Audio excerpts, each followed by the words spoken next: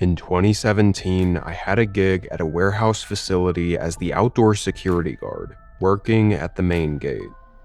The whole warehouse was fenced in, with only 2 gates, a main one at the front and a smaller one at the back. I always joked the warehouse looked like a prison, and it was far away from the main areas of the city. This warehouse was a half-mile off the highway, in the middle of a field. The job was straightforward. I'd sit in this tiny security box next to the main gate and ensure no one comes around. Sometimes employees would need to get in the middle of the night, or a late delivery would come through, but usually it would stay quiet overnight. I always had another security guard to talk to though, working at the back gate. I'll call him Corey, just to remain anonymous. Me and Corey would radio back and forth all night, which helped the shifts go by quicker. Rarely did we ever actually see each other in person, or need to go to the other posts outside of our small security boxes. Foot patrols were unnecessary because we had access to live camera feeds all around the perimeter of the warehouse complex. This happened on what I thought would be a normal, quiet night. I got into my booth at 10 p.m. The next hour I spent checking people in and out of the warehouse and letting a couple late deliveries in, and from about 12 a.m. it was dead. No more people coming in or out. At some point, Corey radioed to me. "Hey, did you hear that? Just a minute ago. Sounded like someone screaming." I responded that I had no idea what he was talking about, and was sure he was messing with me. "No, really. I swear I heard someone yelling around the side of the gate." I told him I knew nothing about it. His voice did seem more serious than usual though, maybe a little shaky even. I double-checked all the live feeds, but didn't see anything. 15 minutes later, Corey got back on the radio, saying my name in an urgent voice. I picked it up and asked what he needed. There was a pause. Then he came back over the radio. "Do you see that?" I looked around. It was very quiet outside, and just before I was gonna respond, I saw what he was talking about. There was a light, like a flashlight, moving around in the field by the warehouse. It was way too far back and dark to see anything other than the light though. Corey said he could see it on the live feed and asked if I had a better view since it was on my side, but neither of us could make out who it was out there or what they were doing. We monitored the light for a while, watching it move through the field until it reached a section that neither of us had a good view of. The cameras on that side didn't look out that much and were basically just focused right up on the gate. After that, it was quiet for a good 45 minutes to an hour. The light never showed up again. It was just a little after 3 a.m. that the radio suddenly clicked on. But Corey didn't say anything, and after 5 seconds it clicked off, without him saying anything at all. I grabbed it and asked if he was good. No answer. "Corey, you there?" Still nothing. I was gonna just shrug it off, but something in me felt different about this. I switched my monitors over to Corey's side, facing his security booth by the back gate. I didn't see him. He wasn't at his station. I waited for a few minutes before thinking about it too much, but after 10 minutes went by with no signs of him or responses on the radio, I started checking the backlogs on the security footage. I rolled them back to 15 minutes ago, about when my radio had suddenly clicked on. My eyes widened and I leaned in. Just a few minutes after 3 a.m., Corey randomly left his station. He stepped out and up to the exit door next to the gate. He unlocked and opened it, then walked outside of the warehouse complex and into the field. I saw him take out his radio and just stand there for a second before putting it back. And then he was gone. He walked into the dark, and after scrubbing through all the footage, I didn't see him coming back. I quickly hurried out of my booth and started making my way to the back gate. I wasn't technically supposed to leave my station for any means, but I was genuinely worried.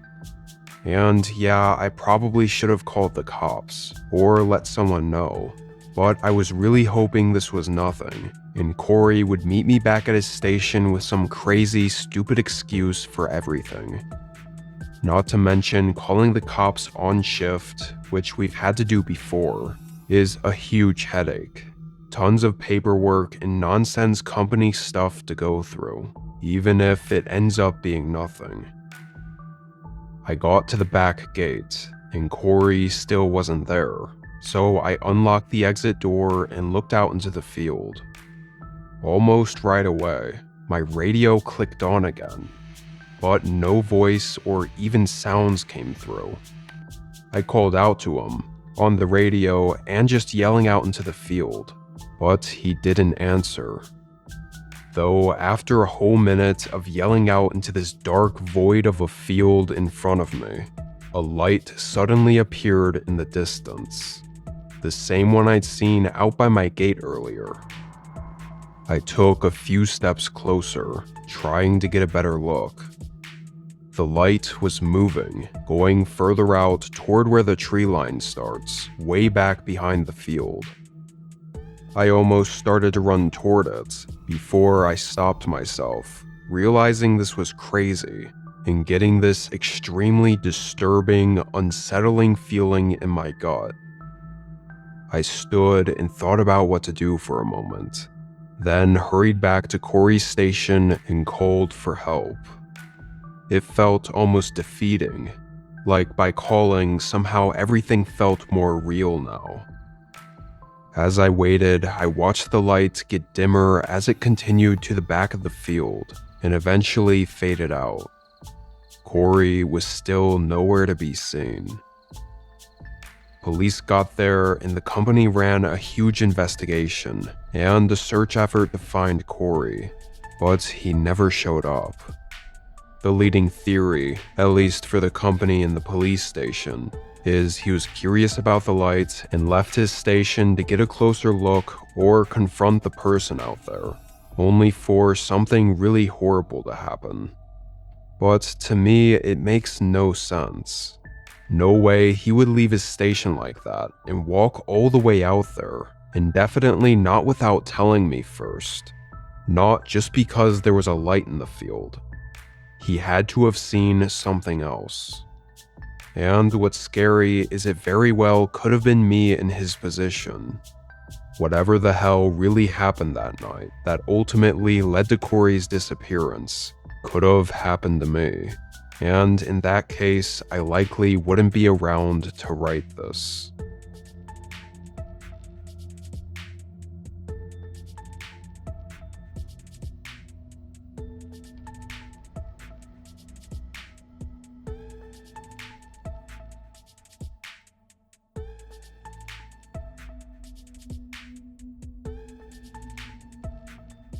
I've been a security guard for most of my adult life, working in countless different places and environments. This happened almost 8 years ago now, and it is still by far the most disturbing and strange thing that I've ever experienced. I was on the West Coast working in a pretty small, older town, and I had been relocated to start working in a new building, specifically at a place that the city has had trouble with for a few years. It was a large, abandoned shop right on the edge of town that had been vacant for decades. However, over the few years before hiring security, the amount of break-ins were ramping up, and a lot of horrible activity started to go on near the building. The kind of stuff you only get away with if no one else is around. The city tried keeping the lights on inside the abandoned store to deter people, but it didn't help much. And after a couple went missing around there, they hired the security company I worked for to keep some guys out there to make sure people stayed away. Thankfully, most nights I didn't work alone. Darren was an older guy that worked through the nights with me, 4 out of my 5 shifts a week. And for the first 3 weeks being stationed there, nothing happened. We had these temporary security camera rigs set up on the outside of the building, and would mostly hang out in the room with the monitors, checking the feed. Every once in a while, we'd get a motion alert from a couple of teenagers walking up to the building, but as soon as they got close, saw the lights and cameras, they'd run off. Now, we did do walkarounds of the inside of the building, because we hadn't set up cameras on the interior, though it was just a quick 5-minute walk through all the back hallways and rooms without checking too hard, because we had cameras on the outside, so if someone had gotten in, we'd see it. And hopefully the motion detection would pick it up as well, although it was less reliable. One night, around 1 a.m., Darren left the building to take a leak in the woods right behind it. When he left, I obviously got an alert from one of the motion detectors of him walking away. But just about 30 seconds later, I got another alert on one of the other monitors, picking up motion near the front door. There was a man in dark clothing walking right up to the door. A moment later, I heard loud knocks against the door from down the hall. For a second, I thought he might have been someone with our security company coming out here for some reason, because he walked up so casually. But when I started to head down the hall toward the door, the man continued to hit the door repeatedly, in a way that made me second-guess myself. Then I heard the back door open from Darren walking back in, and the knocking immediately went silent. When Darren saw me in the hall, I told him someone was at the door, and we both ran back to the monitors. No one was there anymore. He quickly wrote the whole thing off as a joke of me to try and scare him. I didn't know what else to do or say, so I just forgot about it. Whoever was out there left anyway. The rest of that night was quiet, and the following 2 nights I worked with Darren were quiet as well. But the third night was one that I worked alone, and around that same time, 1 a.m., that same man came back to the building. I admit I was resting my eyes when the monitor alert came through. It's harder to stay awake when working alone, but as soon as I saw the guy, I was wide awake. Although this time he didn't knock on the door, he looked more like he was trying to find a way in. He was creeping around the building, trying to see through the windows and testing all the door handles. I could even hear from inside the building every time he would try to open a door or push open a window. After a few minutes, he gave up and walked away. I wrote down a report of it in the logs, but figured it was just some idiot waiting to see if security was still here. 2 more weeks went by after that. On all of my alone shifts and shifts with Darren, nothing more happened outside of the ordinary occasional visits by drunk teens. But then, on one of my days off, I got a call from the security coordinator at the company I worked for. There was an incident with Darren during his solo shift last night. I asked a ton of questions, but I got a very vague, useless explanation. Essentially, that something happened to Darren the previous night while he was alone there, and he immediately left his station at the abandoned store and quit. No 2-week notice or anything, just quit right on the spot.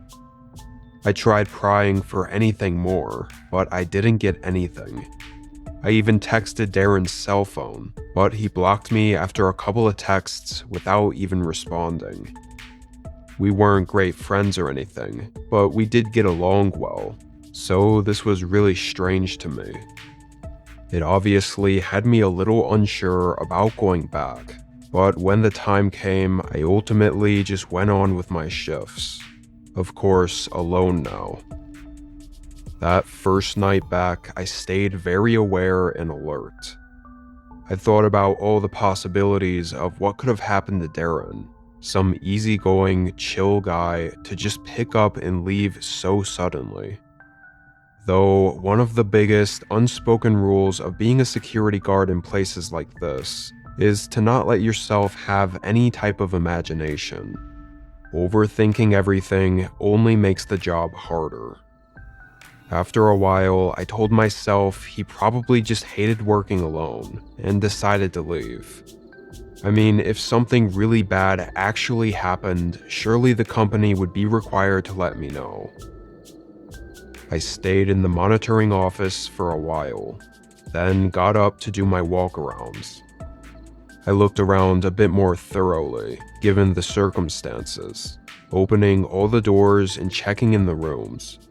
And in one of the rooms right near the back door, I found something off. The window was shattered, and I knew it wasn't like that before, because all the other broken windows were boarded up.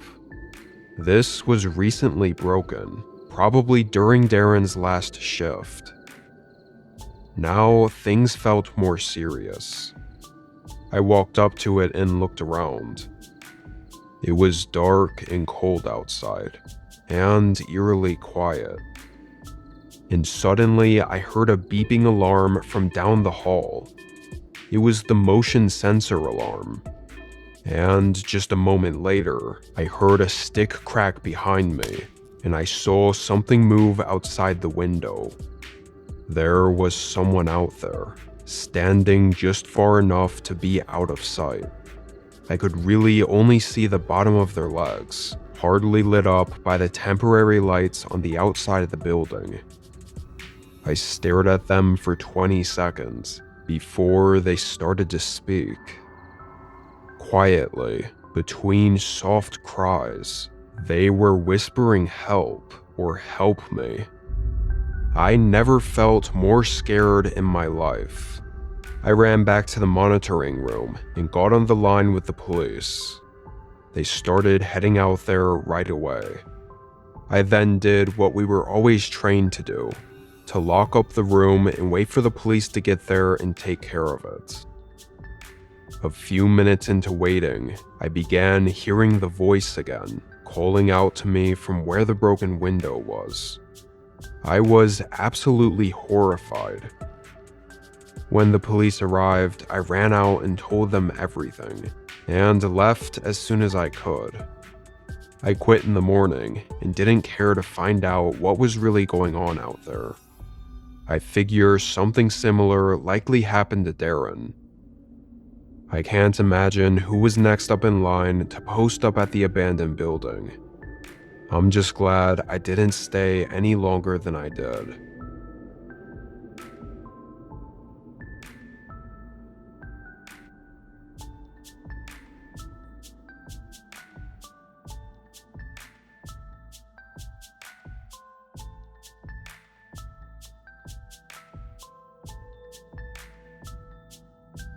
Several years ago, I got an unusual gig as a security guard. Not the typical corporate type, but for a single, small family. They were obviously very rich, and had a huge 100-acre property in the forest with a mansion right in the center. I guess before I was hired, they had gone multiple years living on the property with no issues. However, they had an encounter a month or so before hiring me that must have scared them enough to pay for full-time security 7 nights a week. Between me and the other guy who covered my days off, the family had to have been paying over $100,000 a year, so whatever happened really scared them. but they didn't tell me anything specific about it, probably not to scare me away. The first few months were good. I'd get there around 9 p.m. and stay awake until 5 a.m., walking the perimeter every hour. During the in-between times, I would stay inside the house and walk the bottom floor, checking out the windows and just standing around. Most of the family would be asleep or upstairs in their bedroom while I was there, and the mansion was so large anyway that even when they did come downstairs, I hardly ever noticed. And weirdly enough, half of the time the family wasn't even at the house. They were on long, extended vacations, so I'd have the whole place to myself, walking through an empty, quiet mansion and patrolling through the woods all alone out there. Kinda creepy, but also easy money. That was until May 1st. The whole family packed and left for another long 4-week vacation. First couple nights, I settled into my routine of having the house alone again. Now, don't get me wrong, I remained professional even while they were gone. I never slouched on the sofa or snooped through the rooms or did anything crazy in their house. Even though they said they didn't have any, I'm sure they had cameras and stuff hidden everywhere. The most I'd do is pull a chair up to the front of the house so I could relax a bit while looking out the windows. By the time this vacation had come around, I'd been working with them for 5 months without a single incident, so I was not very high alert, nor did I feel like I needed to be. If something came up, I'd take care of it, but I wasn't actively worrying about anything. But one of the nights, around 2 a.m., I went for a perimeter walk around the mansion.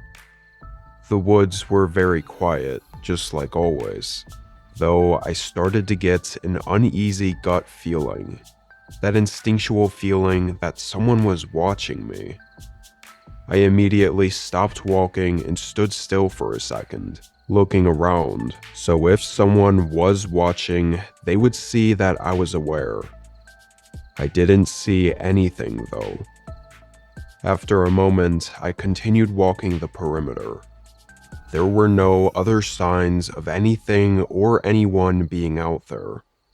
It took about 20 minutes to make a full, slow walk around the house. Then I headed back inside, although I still felt a little off. Usually when the family was away, I didn't bother going through the entire inside of the place and turn on all the lights. I basically turned on the lights near the front and back of the house, where the 2 main entrances were, and would leave the whole inside dark. But it was really bothering me this night. I kept feeling the need to check over my shoulder and look inside the house at the dark hallways. About an hour later, one of the home phones in the house went off. It was strange for anyone to be calling this late, but I had no clue where that phone was located in the house, and also had no reason to check it, as it almost certainly was not for me. I had my work phone on me 24/7 for them to call if they needed me. And after just a few rings, the call ended anyway. With only a few hours left, I managed to tough it out and ignore the feelings. The following night, I was feeling a lot better for the first 3 or 4 hours. But then, in the middle of the night, as I was sitting on a chair near the front window, I heard something behind me. A bunch of quick, quiet thumps resonating through the entire inside of the house. I'd say it sounded like footsteps, except it was so muffled and echoey that I couldn't be sure. I had no idea where to even look to figure out what it was.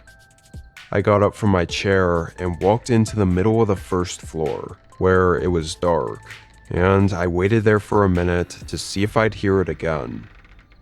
I'd say 2 or 3 minutes went by, when it suddenly happened again. echoing down the empty hallways.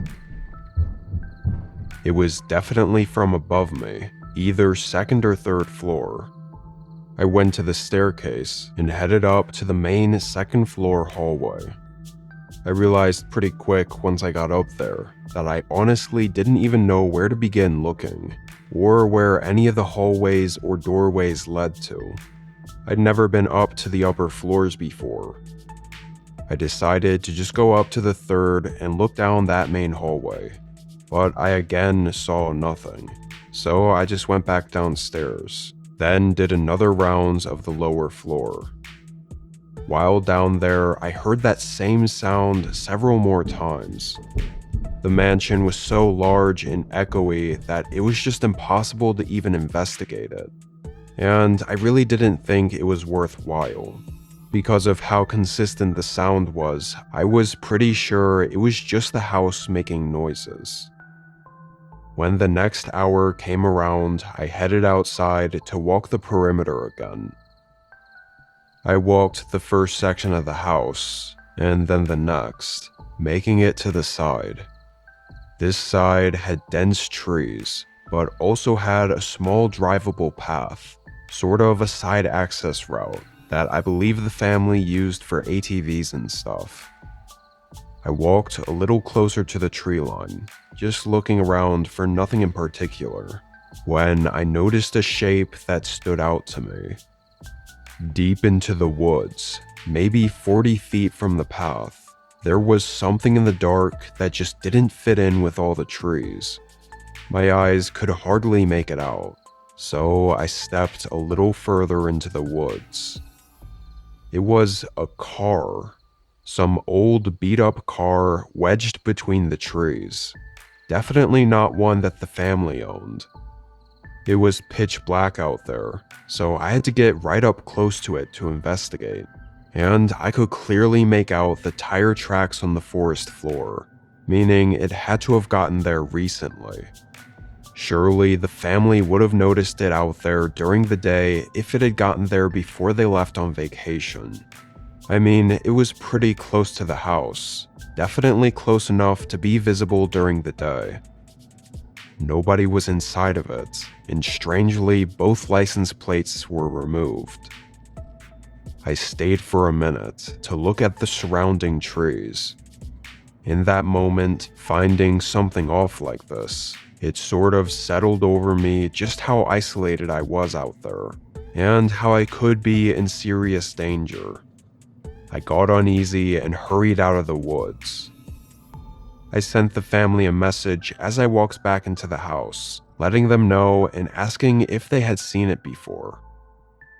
The instant I walked back in and closed the door behind me, I heard that same series of thumping sounds right above me.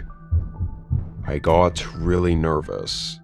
Now I felt like I really needed to figure out what the hell I was hearing. So I headed up to the second floor. I walked down the hallway this time, but it remained very quiet. There was another section at the end of this hallway, leading to more doors. Everything was closed off though, and again, I didn't know where any of them led to. But then, as I was there, I heard the sounds again from directly above me. They were so loud this time, I was sure it was footsteps running right above on the third floor. I quickly ran back to the stairs and up to the next hallway. I didn't see anything, so I took a few steps down the hallway. When I got to the middle, I noticed one of the doors on the end was open. I had no idea what that room was, or if the door had already been open.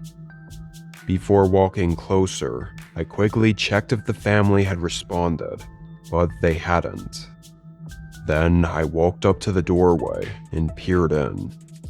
It was a massive bedroom, maybe the main one, but there was stuff all over the bed.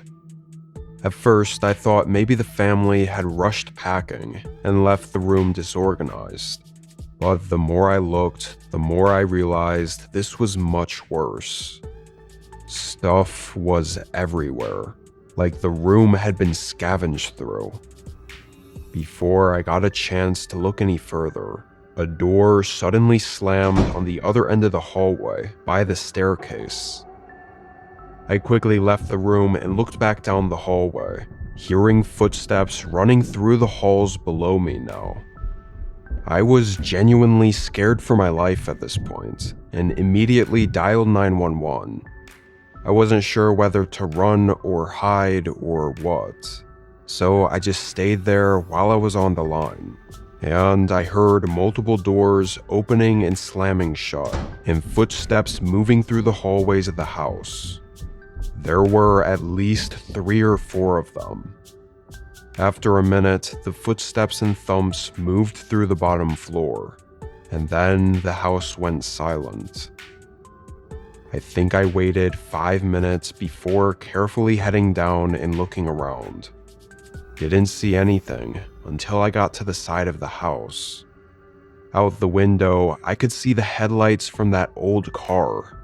The car wasn't really moving though, and after a few minutes, the lights shut off. Nearly 40 minutes later, officers finally showed up. I told them everything and was still trying to get a hold of the family. When the officers searched around, they found the car still in the trees, looking like it had gotten stuck and everyone bailed. But the car was stripped of everything and had nothing to trace back to its owner. The next few days were pretty crazy with everything going on. Turned out the family really didn't have any cameras at the house, which was insane to me, especially after they had a previous encounter and went through hiring security guards. What that previous event was, I still didn't get any info on. And as for what the group that broke into the mansion was looking for, I also don't know. I assume both incidents were connected somehow, but that's just my guess.